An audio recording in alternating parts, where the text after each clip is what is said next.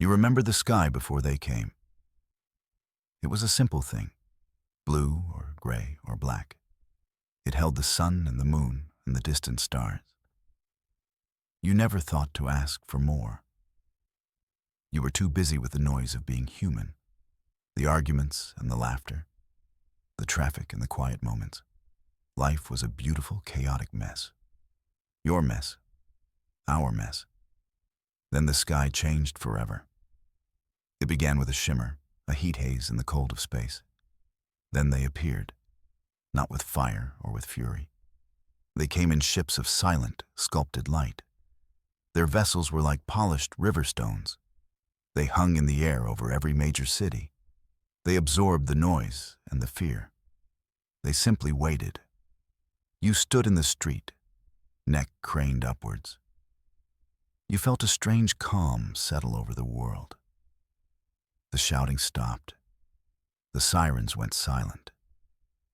For the first time, humanity held its collective breath.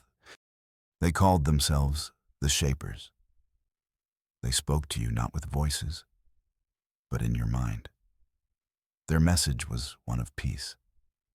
They had watched you for generations. They saw your wars and your sickness. They saw your heartbreak and your loneliness. They saw all your sharp edges, all your glorious imperfections. And they offered a cure, an end to all pain, a gift of universal harmony. They promised to smooth away the sorrow, to take the burden of struggle from your shoulders. All they asked for was your trust. You looked at the faces around you. You saw the same hope mirrored in 1,000 different eyes. You saw your own desperate wish for something better. Humanity was tired. So very tired of fighting itself. So you agreed. You all agreed. You watched their star-born shuttles descend like silver tears. They moved with an impossible grace. They landed in parks and town squares without a sound. Doors opened, revealing beings of soft, internal light. They were tall and slender, their forms indistinct. They were calming to look at. They radiated a peace that felt ancient and absolute. They promised a new beginning, a benevolent trade to usher in an age of tranquility. You lined up with everyone else. You felt a thrill of anticipation. You were about to become part of something perfect. You were leaving behind the struggle. What a relief that was. You never once stopped to ask the price.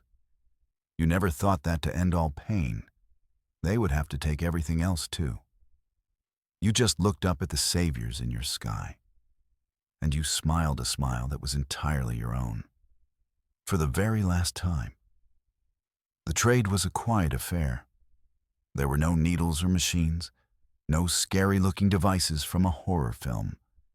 You simply stood before a shaper. It raised a long, graceful hand. A soft, cool light enveloped your head. You felt a gentle pressure, like sinking into still water.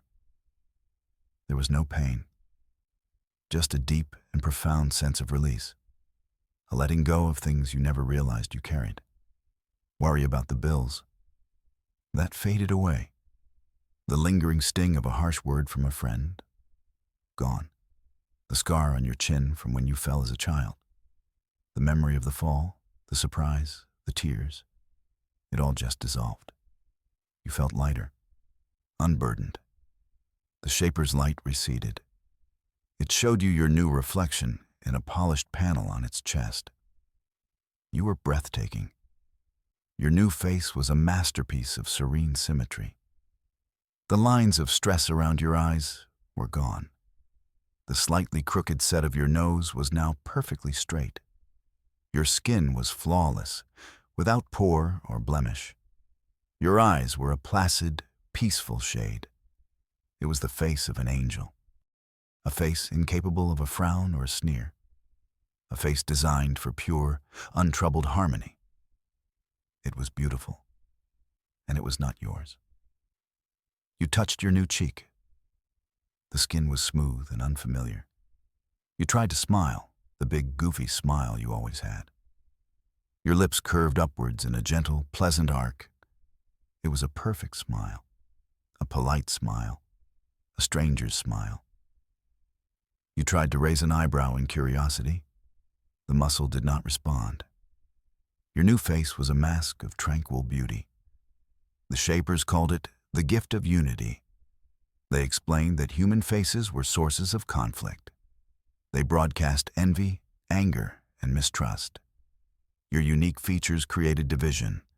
They inspired vanity and judgment. By giving everyone a shared, harmonious appearance, they had removed the roots of discord. Everyone was now equal in beauty. Everyone was serene. Everyone was the same. You walked out into the new world. You passed hundreds of people on the street. They all wore your face. Or rather, you all wore the same face, the same calm expression, the same placid eyes, the same gentle, meaningless smile. It was a world of beautiful strangers, a world without distinction. You felt a flicker of something, a cold spark in your gut. But your new face could not show it. Your new face showed only peace. They called it harmony. You would soon learn it was the sound of silence, a silence where your own soul used to be. The first month was strange. You moved through your days in a haze of pleasant calm. Your job was simpler now. Emotions no longer complicated interactions. There were no arguments with your manager, no frustrating misunderstandings with co-workers. Every conversation was efficient and polite. Everyone agreed with everyone else. It was a paradise of productivity. Even traffic moved in a perfect flowing rhythm. No one ever got road rage anymore. That was a win, you had to admit. But the silence began to grow. You used to love music, the raw power of a guitar solo, the soaring voice of a heartbroken singer, the complex patterns of an orchestra. Now, it all sounded like noise. The passion felt jarring. The sadness felt pointless. The joy felt excessive. The world's new music was simple. It was composed of gentle, looping tones. Music designed to be ignored. It was the perfect soundtrack for a world without feeling. You walked past art galleries. The old masterpieces were gone, the vibrant splashes of color, the tortured, beautiful sculptures, the portraits of unique and fascinating faces. All of it had been replaced. The new art was all the same. Geometric patterns in soothing shades of gray and blue. Perfectly balanced, mathematically precise, and utterly, completely empty. Art without pain is just decoration. Laughter became a memory. You remembered what it felt like. That deep, belly-shaking eruption of joy. The kind that made your eyes water. You remembered sharing a joke with a friend. The look of shared mischief in their eyes. Now you might see a gentle smile, the quiet exhalation of pleasant air. But the sound of real, unrestrained laughter, that was gone. It had been deemed a disruptive influence. You would walk through the city, a city of millions. You were surrounded by people. But you were profoundly alone. You would look for a flicker of recognition, a sign of the person you once knew beneath the mask. You'd look into the eyes of your neighbor, the person who used to complain about his noisy dog. You'd look at the person serving your food, the one who used to have a dragon tattoo on her neck. You saw nothing, just the same placid, serene reflection of your own face. The world was safe now. There was no crime. There was no poverty. There was no war. The Shapers had kept their promise. They had ended all human suffering. They had cured the disease of emotion. But in doing so, they had also cured the disease of living. You drifted through your life like a ghost. You ate. You worked. You slept. You felt nothing. It was a perfect world. A perfect, silent, endlessly gray world. and you were just one of millions of identical masks, walking through the quiet hum of the end of everything that mattered. Years passed in this tranquil emptiness. The memories of the old world grew faint. They were like a dream you could barely recall upon waking. The sharp edges of your past had been smoothed away. The sound of your own, true laughter was a forgotten language. Your life was a flat line of contentment. You did your work.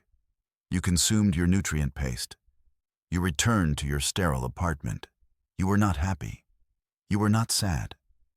You simply were. One day, you were assigned a new task. Your sector required archival reassignment. It was a tedious job nobody wanted. It meant clearing out old physical storage units from before the trade. Most of the contents were destroyed, but some things were kept for historical data. It was just another task, another set of quiet, orderly hours to pass. Or so you thought. The storage unit was deep in the city's forgotten basements. It was dusty, a strange concept in your clean world. The air was thick with the smell of old paper and decay. You worked your way through boxes of financial records and corporate files. It was mind-numbingly dull. Then, you found a small wooden box tucked away in a corner. It was not on the inventory list. It was supposed to be destroyed on sight. A small act of rebellion, perhaps, from someone long ago. Your programming told you to report it. Your conditioning urged you to slide it into the incinerator chute. But something else stirred within you. A flicker of something that was not calm. It was not serene. It was curiosity, a dangerous, forgotten impulse. Your hands acted without your consent. You opened the box. Inside, nestled on a bed of faded velvet, was a small, rectangular object. It was a photograph, a relic of the old world. You picked it up. The image was slightly faded. It showed a person with a face unlike any you had seen in years. The skin had pores. There were small lines around the eyes. The hair was messy, blown by a wind you could not feel. And the mouth was stretched wide in a huge, unrestrained grin. It was a smile so bright it almost hurt to look at. A smile full of life and chaos. And then you saw the eyes. They were your eyes, not the placid, calm orbs you saw in the mirror. They were your old eyes. They were full of a light you had forgotten existed, a spark of mischief and defiant joy. You looked at the crooked nose. You looked at the small scar on the chin. You traced the lines of this forgotten face with your finger. This face was not perfect. It was not symmetrical. It was flawed and real and so incredibly, painfully beautiful. A feeling erupted in your chest, a violent, unfamiliar sensation that shattered your placid calm. It was an earthquake in your soul, a forgotten dam breaking inside you. A single word bubbled up from the depths of your buried mind. A word you had not thought in years, me. It was you. This was your face. This was your smile. You stared at the ghost from your buried past. And for the first time since the trade, you felt something. It was not peace. It was not harmony. It was grief. A tidal wave of loss for the person in the photograph. The person they had taken from you.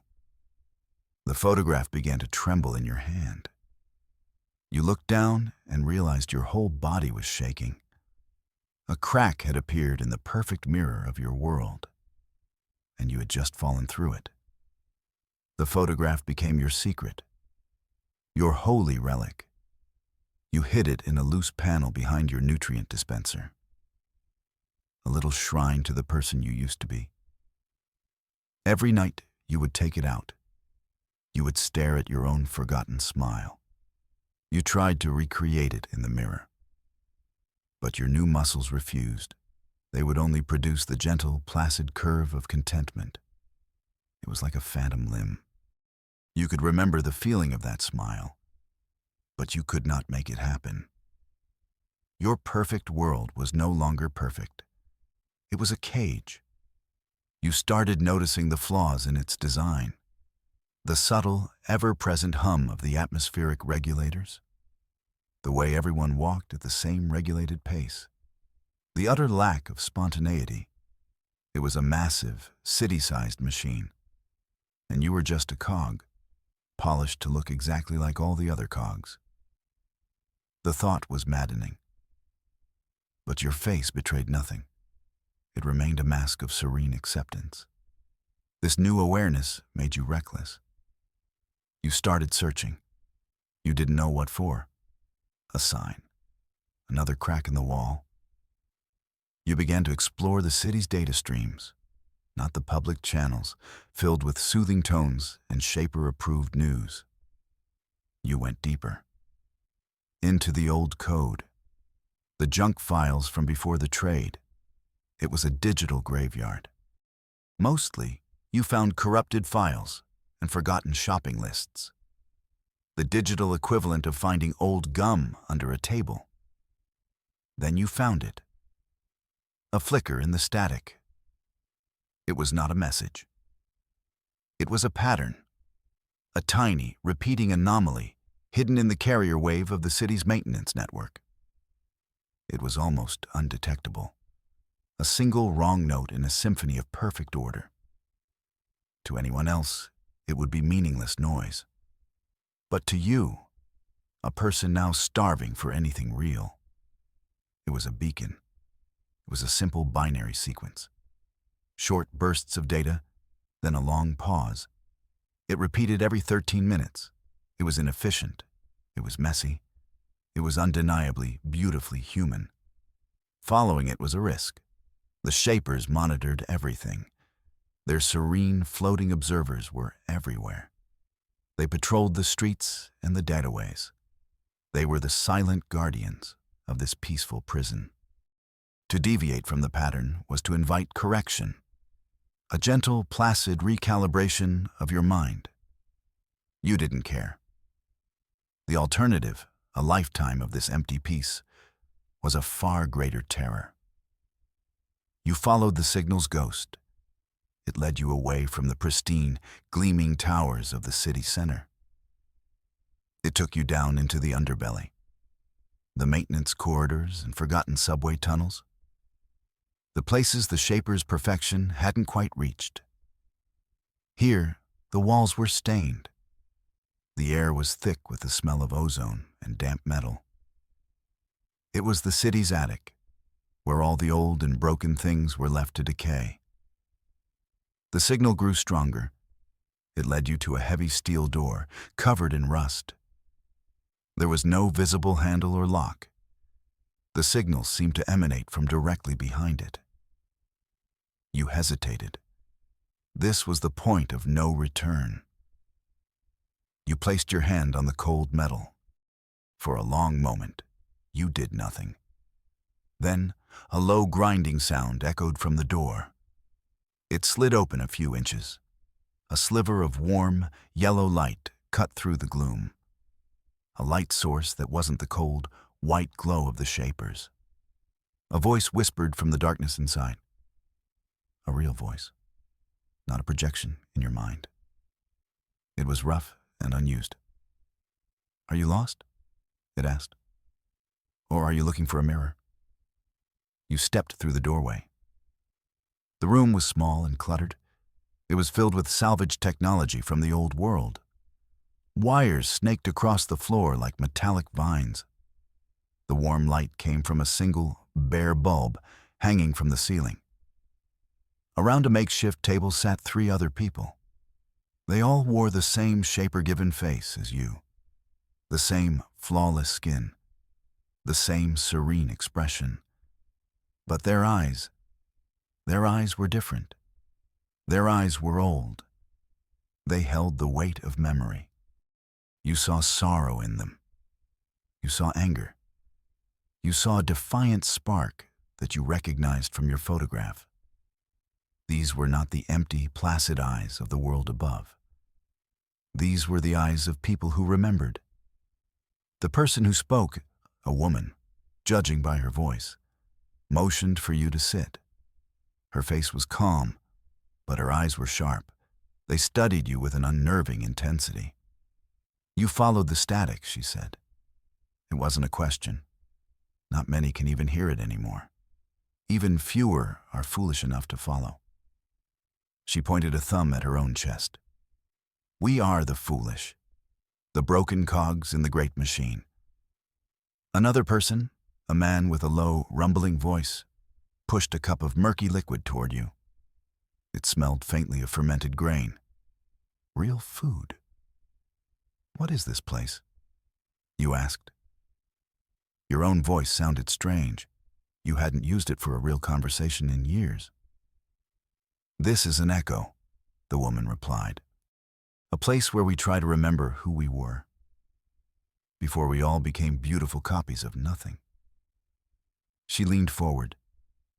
Her serene mask of a face was inches from yours, but her gaze was a physical force. It held you in place. The Shapers took our faces. They took our feelings, but they didn't count on one thing. They couldn't take our names. She paused, letting the silence hang in the air. Then she asked the most dangerous question in the world. What was your name? The question hit you like a physical blow. Your name. Your actual name. It was a word you had not heard or thought for what felt like a lifetime. The Shapers had replaced them with alphanumeric designations. Efficient. Impersonal. You were Sector 7G, Unit 432. That was your identity. It was printed on your work assignments. It was how the network addressed you. Simple. Clean. But you did have a name. It was buried deep, under layers of placid conditioning and enforced peace. You searched for it. You clawed through the gray fog in your mind. It was like trying to remember a word on the tip of your tongue. A frustrating, desperate ache. You saw flashes of the old world. A mother's voice calling you for dinner. A teacher writing it on a blackboard. Friends shouting it across a playground. The woman waited patiently. Her eyes never left yours. She knew the struggle. She had gone through it herself. It's still there, she whispered, her voice gentle. They buried it, but they couldn't destroy it. Say it. Let the air remember the shape of it. And then it came back to you. A single word, a sound that was yours and yours alone. You opened your mouth. The name felt alien on your tongue. You spoke it aloud. It was a clumsy, broken whisper, but it was real. It filled the small room with a power you could not explain. It was the sound of a key turning a lock deep inside your soul. The other faces around the table remained placidly serene. But in their eyes, you saw a flicker of shared triumph, a shared humanity. The woman nodded slowly. A genuine, almost smile touched her eyes. Welcome back, she said. She then pointed to herself. I am Anya. She gestured to the quiet man who gave you the drink. He is Ben. And to the third person, a young woman who watched you with fierce intensity. And that is Mara. They spoke their names with a quiet reverence. Each name was a declaration of war against the silent, uniform world. Each name was a story. Ben, Anya, Mara. You repeated your own name again, louder this time. It felt like stretching a muscle you hadn't used in a decade. It felt like coming home. Anya stood and walked over to a terminal humming in the corner, ancient by today's standards. She typed a few commands. An image flickered to life on the cracked screen. It was a face, an old woman's face, etched with a million wrinkles. Every line told a story of laughter and worry, of long days in the sun. This, Anya said, her voice soft, is the archive of who we were. She began to show you. It was a secret library of forbidden things, a collection of faces stolen from the old world. Thousands of them, all different, all unique, all beautifully, gloriously imperfect. Faces that were scarred, asymmetrical, young, old, joyful, and angry. She told you the secret histories the Shapers tried to erase. The story of a scar above a man's eye, from a childhood accident involving a cat and a questionable sense of balance. The story of a woman's laugh lines, earned over a lifetime of finding joy in small things. It was a joke in itself that the Shapers, in their quest for order, created the most disorderly archive of all. Each face was a novel, each wrinkle a chapter. The Shapers had taught you that these were flaws, imperfections to be corrected. But here, in this dusty basement, you learned the truth. They were not flaws. They were proof of life. They were the marks left by experience, the currency of a life fully lived. You looked at the endless gallery of human faces. You saw your own ancestors. You saw your forgotten friends. You saw the rich, chaotic tapestry of humanity that had been bleached into a uniform shade of gray. Ben explained how they saved the data. Small pockets of resistance had formed in the early days of the trade. They had copied public records, social media, anything that held an image of a real face. They had hidden the data in the city's digital junk heaps. They encrypted it with forgotten code. It was a desperate, hopeful act, a message in a bottle thrown into a digital ocean. Mara showed you how they found people like you. She was the one who maintained the signal in the static. She called it fishing for ghosts. The Shaper's peace is a thin blanket, she explained, her eyes burning with a cold fire. For some, it never quite settles. A memory remains, a feeling they can't name. The static calls to that broken part. It calls them home. You spent hours in that room. You drank their foul homebrew. You listened to their stories. You told them about the photograph. You described the face with the crooked smile. Ben ran a search algorithm, cross-referencing the image in your mind with the archive. The minutes stretched on. The old machine whirred and clicked. It was the most beautiful sound in the world. Then he found it. Your face filled the screen, not just the one from the photograph. Dozens of pictures. You at a birthday party, wearing a ridiculous hat. You at graduation, looking terrified and proud. You with your family, all of them with their own unique, wonderful faces. A lifetime of moments you didn't even know you had lost. Tears welled in your eyes. But your new face could not shed them. The sorrow was a pressure building inside you, with no release. You finally understood what they had truly stolen. It wasn't just your appearance. It was your story, your history, your identity. They had traded your face for a quiet prison, and you had just been handed the key. But as you stared at your own lost face, a cold dread began to creep in. This tiny rebellion, this small room of memory, could not stay hidden forever. The Shapers were patient. They were thorough, and they did not tolerate imperfection. Your quiet awakening was about to get very, very loud. And you had a feeling they were already starting to listen.